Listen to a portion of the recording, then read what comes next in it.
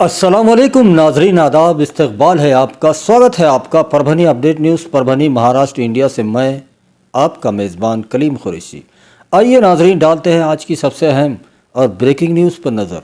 नाजरीन, आपको बता दें कि कल 23 मई को भी पूरे परभनी ज़िले का मार्केट बंद रहेगा। वो तमाम दुकानें, तमाम कारोबार बंद रहेंगे जिनको ज़िला प्रशासन ने बंद रखने का आदेश दिया हुआ था। तो उसी के साथ ज़िले के तमाम ही धार्मिक स्थल, जिसमें मंदिर, मस्जिद, गिरजा, गुरुद्वारे और बौद्ध विहार आते हैं, इन तमाम धार्मिक स्थलों में सिर्फ 5 लोगों को उनके धर्म के हिसाब से पूजा, प्रार्थना और इबादतें करने की इजाज़त रहेगी। उससे ज़्यादा लोग वहां पर नहीं जा सकते हैं।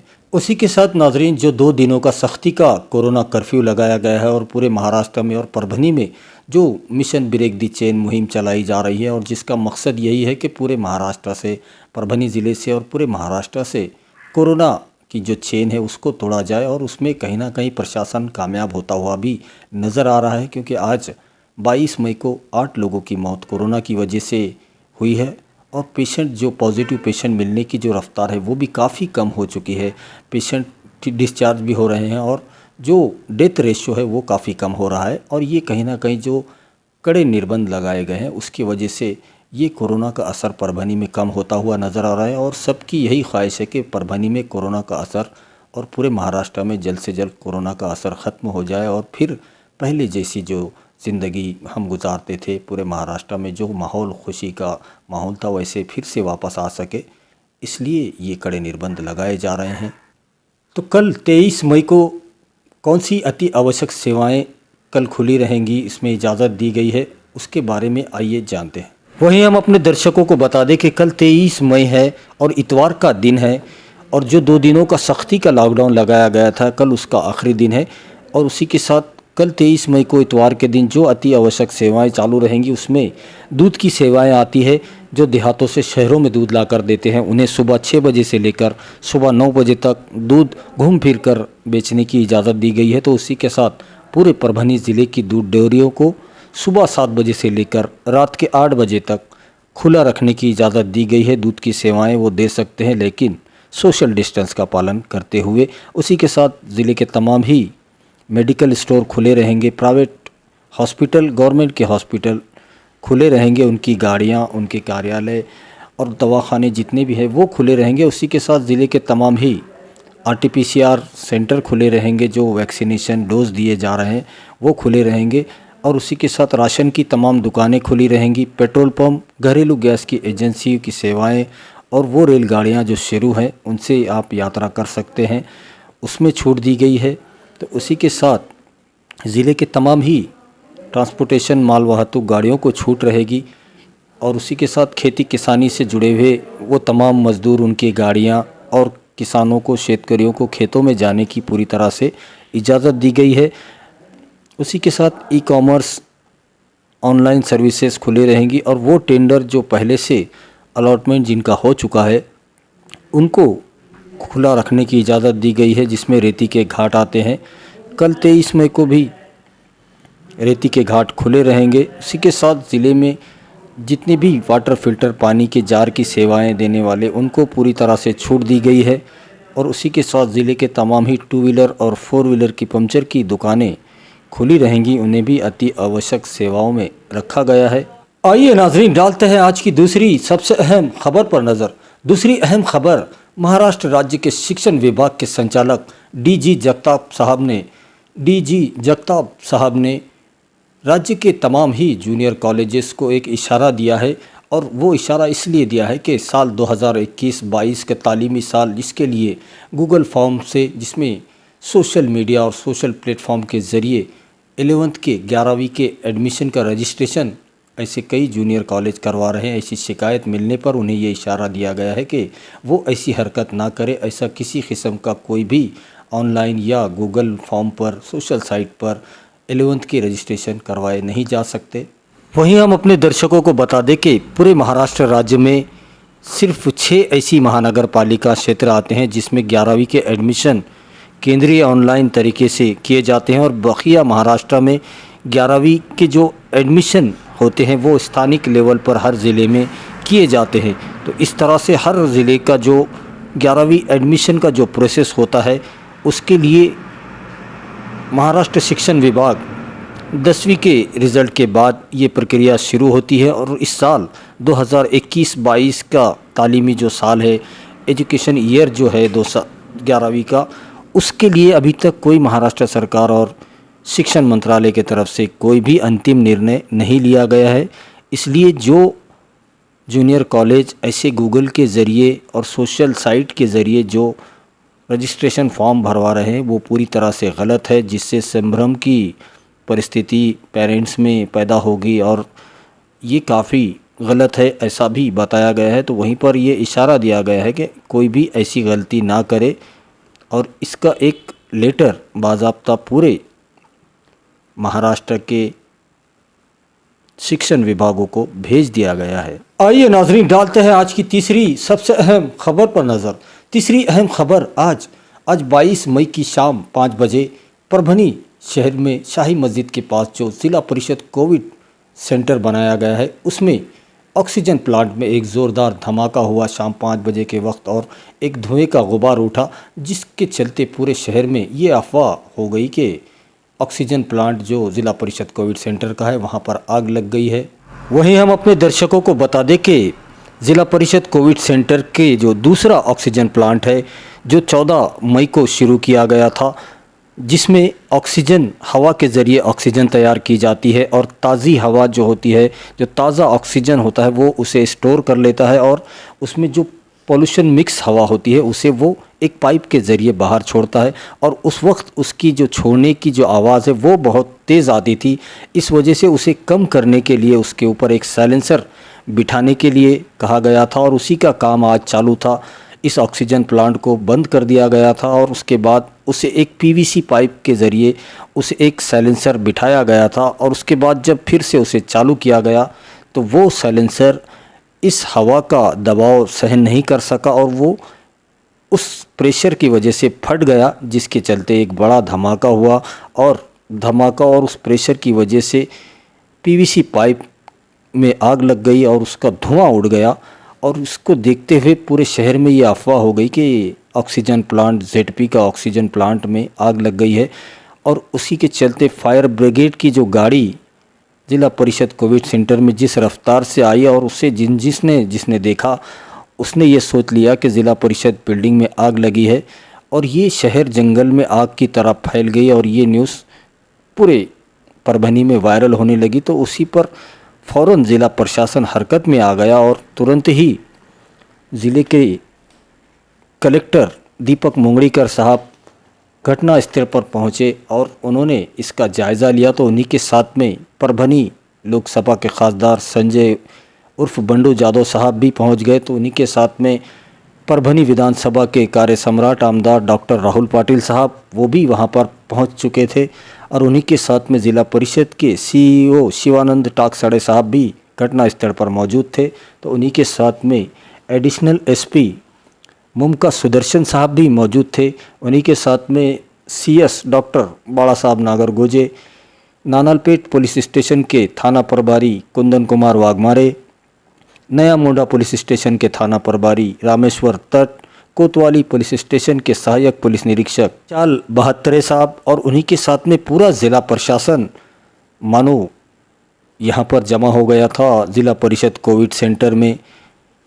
उसी के साथ पूरे घटना स्थल का यहाँ पर जायज़ा लिया गया और पूरी मालूमात लेने के बाद घटना क्यों हुई ये इसका पता चला कि इस साइलेंसर के पाइप के वजह से ये घटना हुई और इसमें किसी किस्म का ना तो ऑक्सीजन प्लांट को नुकसान हुआ और ना ही बिल्डिंग को और ना वहाँ पर इलाज ले रहे किसी पेशेंट को। सब कुछ नॉर्मल होने की बात ज़िला अधिकारी साहब ने मीडिया को बताई। तो वहीं आपको बता दें कि इस घटना का जायज़ा खासदार साहब, आमदार साहब, ज़िला अधिकारी और तमाम ज़िला प्रशासन ने लिया और संबंधित जो कंपनी है ऑक्सीजन प्लांट जिसने लगाया है उसके इंजीनियरों से बात की गई और कल वो इंजीनियर यहाँ पर ख़ुद आकर इसका मुआयना करेंगे और 2 दिनों में ये ऑक्सीजन प्लांट जो हवा से ऑक्सीजन तैयार करता है वो फिर से चालू हो जाएगा, ऐसा भरोसा परभनी के जिलाधिकारी दीपक मुंगड़ीकर साहब ने जताया है। आज 22 मई को परभनी शहर के अंदर जिला परिषद नवी बिल्डिंग की अंदर जो ऑक्सीजन प्लांट है उसमें लीकेज का प्रॉब्लम हुआ था और जिसकी वजह से पूरे शहर में ऐसी चर्चा हुई कि उसमें आग लग गई। क्या पूरा मामला है, हमारे साथ परभनी के जिलाधिकारी दीपक मुंगड़ीकर साहब हैं, उनसे जानते हैं कि क्या इस लीकेज से कितना नुकसान हुआ है, क्या हुआ है, डिटेल मालूमात लेते हैं। लीक मचाता सर, और पेशेंट जो यहाँ पर जिला परिषद कोविड बिल्डिंग में है उसमें कुछ खतरे की बात तो नहीं है, और क्या पूरा मामला हुआ सर? नहीं, कोई खतरे की बात नहीं है। और यहाँ पर जिला परिषद के बिल्डिंग में हमने डेडिकेटेड कोविड हेल्थ सेंटर शुरू किया है। यहाँ तकरीबन 400 साढ़े 400 पेशेंट हमने यहाँ पे अकोमोडेट करने की पूरी व्यवस्था की है। आज की तारीख में यहाँ तकरीबन 126 पेशेंट है, उसमें से 46 पेशेंट जो है वो O2 पे है और बाकी के पेशेंट जो है नॉन O2 पे है। यहाँ पे लिक्विड ऑक्सीजन का टैंक बिठाया गया है जिसकी कैपेसिटी 10 KL की है, जिसमें से ऑक्सीजन हम पेशेंट को देते हैं। इसके अलावा एक और एडिशनल 10 KL का प्लांट भी बिठाने की प्रक्रिया जारी है। इसके अलावा हवा में से ऑक्सीजन खींच के वो भी पेशेंट को देने की एक व्यवस्था ऑक्सीजन जनरेशन प्लांट के माध्यम से हमने यहाँ शुरू की थी। 14 मई को यह व्यवस्था शुरू कर दी गई थी। वो प्लांट सुचारू तरीके से चालू था, लेकिन उस प्लांट में से थोड़ी सी आवाज़ आने लगी थी और इस डिस्टर्बेंस को कम करने के लिए ये महाजन को कंपनी है, उन्होंने उसको एक साइलेंसर बिठाने का काम चालू किया था। इसके लिए प्लांट पूरी तरह से बंद किया गया था और साइलेंसर पूरा बिठाने के बाद उन्होंने प्लांट चालू किया। लेकिन जैसे प्लांट चालू हो गया वो साइलेंसर में से ज़ोर से आवाज़ आने लगी और साइलेंसर थोड़ा सा बर्स्ट हो गया और उसमें से थोड़ा सा धुआं निकला। इसके अलावा यहाँ कुछ भी हुआ नहीं है। वो प्लांट पूरी तरह से अभी हमने बंद किया है। महाजनको के सीनियर ऑफिसर चीफ इंजीनियर से मैंने फ़ोन पे बात की है, उनको कहा है कि वो खुद यहाँ आए, देखें और उस प्लांट को उसकी तकनीकी जांच करें और उसके बाद वो सर्टिफाई होगा और 1-2 दिन में प्लांट भी शुरू हो जाएगा। सभी व्यवस्थाएं यहाँ पे सुचालित रूप से चालू है, सभी पेशेंट स्वस्थ है, कोई ऑक्सीजन की कमतरता नहीं है, कोई लीकेज नहीं है ऑक्सीजन का और सब व्यवस्था एकदम सुचारू रूप से चालू है। जिला परिषद कोविड सेंटर में आग लगने की टोटल अफवाह है। यहाँ ऐसा कोई भी घटना यहाँ पे ऐसा हुई नहीं है। ऑक्सीजन जनरेशन प्लांट के साइलेंसर में थोड़ा बहुत प्रॉब्लम आया था, उसका एक आवाज़ आया था, बस यही एक घटना यहाँ पे हुई थी। बाकी सब व्यवस्था ठीक है, अफवाह पे कोई विश्वास न करे। आइए नाजरीन, डालते हैं आज की चौथी सबसे अहम खबर पर नज़र। चौथी अहम खबर, आज 22 मई को परभनी महानगर पालिका के प्रभाग 6 में 265 सर्वे नंबर का ओपन स्पेस ग्राउंड का मसला आज परभनी के ज़िलाधिकारी दीपक मुंगड़ीकर साहब इन तक पहुंच चुका है। और ये मसला यूसुफ कॉलोनी और राहुल नगर, इन 2 कॉलोनियों के बीच का ओपन स्पेस ग्राउंड का है, जहां पर एक ढांचा खड़ा हुआ है और उसका काम गुज़िश्ता कल 21 मई को शुरू किया गया है। और हैरान करने वाली बात यह है कि बग़ैर किसी वर्क ऑर्डर के ये काम वहाँ के गुत्तेदार ने शुरू भी कर दिया था, जिसको विरोध प्रभाग 6 के 4 में से 3 कॉरपोरेटर कर रहे हैं। और वहाँ के स्थानिक रहने वाले जो लोग हैं, जो यूसुफ कॉलोनी के रहते हैं, वहाँ के लोगों का भी इसका विरोध है। और 2016 से ये ओपन स्पेस विवादित बना हुआ है, जिसका मैटर हाई कोर्ट में भी चल रहा है। और उसी के साथ इसका जो मैटर है, उसको जो विरोध वहाँ पर हो रहा है, तो उसी के देखते हुए प्रभाग 6 के 4 में से 3 कॉरपोरेटर, जिसमें कलीम बॉस, उन्हीं के साथ में शेख नईम और उन्हीं के साथ में इमरान लाला हुसैनी, इन तीनों कॉरपोरेटरों का भी वहां पर उस विवादित ओपन स्पेस पर किसी किस्म का कोई भी काम करने को लेकर विरोध है। अगर वहां पर काम करना ही है तो फिर वहां रहने वाले तमाम ही ज़ात मज़हब के लोगों के लिए वहां पर सभागृह बनाया जाए और वो सबके इस्तेमाल में आना चाहिए। ऐसी मांग भी स्थानिक रहवासी कर रहे हैं। और आपको बता दें कि 9,99,300 रुपये का फ़ंड भी इसे आमदार स्थानिक निधि से मिला हुआ है, जो कि पूरी तरह से इलीगल है। रिपेयरिंग के लिए ये फ़ंड इस्तेमाल नहीं किया जा सकता, ऐसा भी संबंधित जो ऑब्जेक्शन जिन्होंने लिया है उन लोगों ने आज बताया है।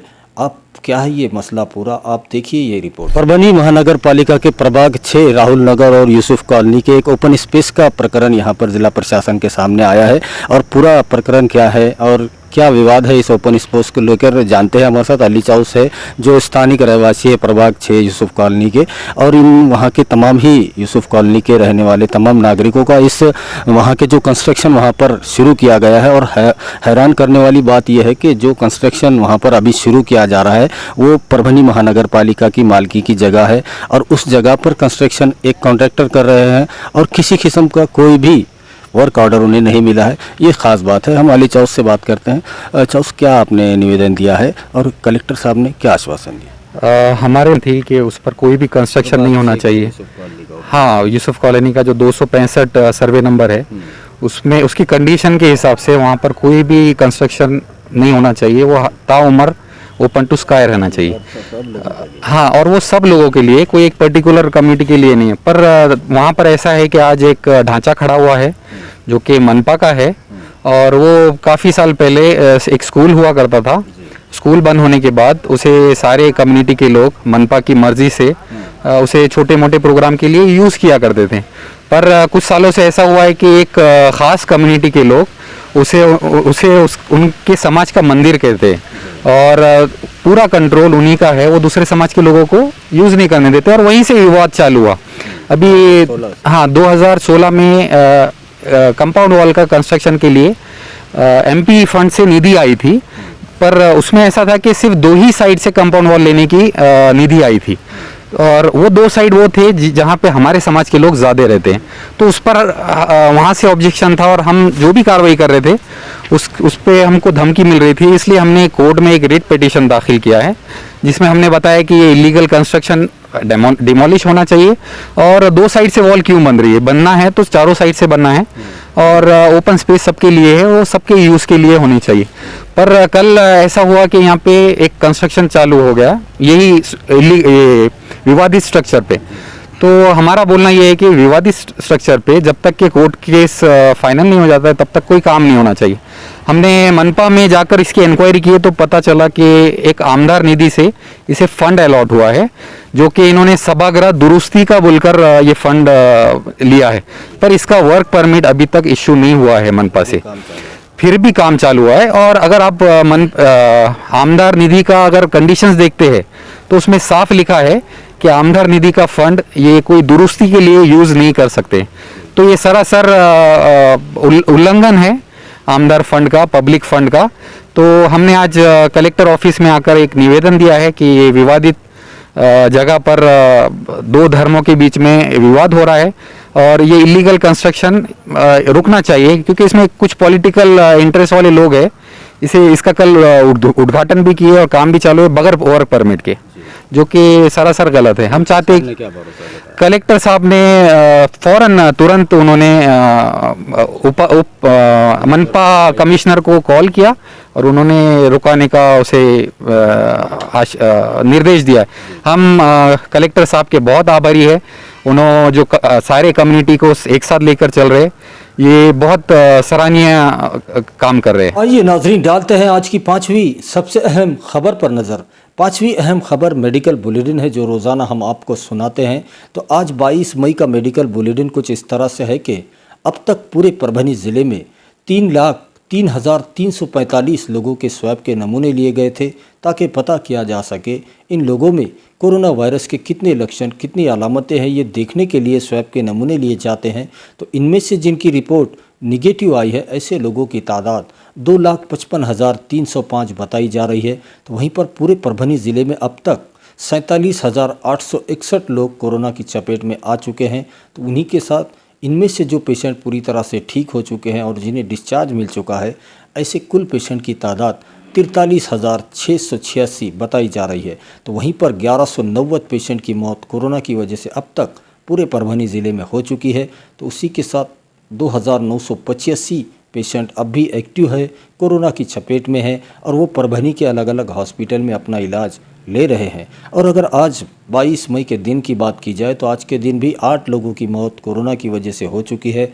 तो 220 कोरोना के नए मामले सामने आए हैं, और 112 लोगों को आज के दिन डिस्चार्ज भी दिया जा चुका है। ऐसी मालूमात परभनी के जिला अधिकारी दीपक मुंगड़ीकर साहब और परभनी सिविल हॉस्पिटल के CS डॉक्टर बाड़ा साहब नागरगोजे, इन दोनों की हस्ताक्षर से एक प्रेस नोट के माध्यम से दी गई है, जिसकी तफसीली मालूमात हमने आपको दे दी है। वहीं हम अपने दर्शकों को बता दें कि परभनी जिला प्रशासन और ख़ास तौर पर परभनी के जिला अधिकारी दीपक मुंगड़ीकर साहब, इनके जानिब से पूरे परभनी डिस्ट्रिक्ट की जनता से यह अपील की जा रही है कि जो 3 सूत्री मुहिम महाराष्ट्र शासन की तरफ से चलाई जा रही है, जिसमें मास्क लगाना कंपलसरी किया गया है, सैनिटाइज़र का इस्तेमाल करें और एक दूसरे से सुरक्षित दूरी ज़रूर बनाए रखें। उसी के साथ माज़ा कुटुंब माज़ीद जवाबदारी इस मुहिम में भी अपना पूरा सहयोग दे। अपने घर वालों का, ख़ानदान वालों का, दोस्त परिवार का कोरोना टेस्ट ज़रूर करवा ले, ऐसी अपील ज़िला प्रशासन बार बार आपसे कर रहा है। वहीं हम अपने दर्शकों से ये गुजारिश करते हैं, ये अपील करते हैं, ये रिक्वेस्ट है हमारी आपसे कि आप हमारे चैनल